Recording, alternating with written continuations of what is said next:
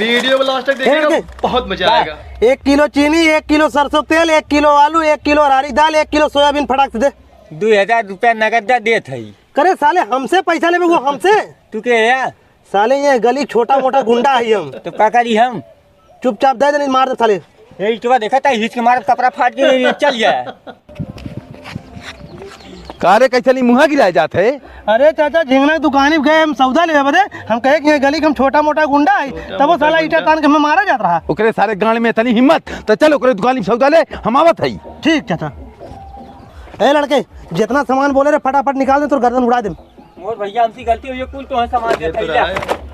का बरे चाचा जबरदस्ती चाकू देखा, कुल सामान हमसे लूटत है। ए हमरे क्षेत्र में गुंडाई करत है साले, मारा बे तनी गोली सराऊ, शरीर में खड्डी ना बची, मार सारी पंगे चुप ये साले नहीं तो बेटे बाबा दे। चाचा कम से कम 2000 के सामान और लूटत रहे, तू 2000 के सामान लिया, तू हमारी दुकान बचाए है ले। चल ठीक हो, दे दे ले सारे यहाँ चोर खिला खड़ा है, सारे बिना कट्टा बंदूक के दुकान में जावे के तो कट रही, हमरा नाव खराब कर देते सारे, जो खो बनाओ अब तक।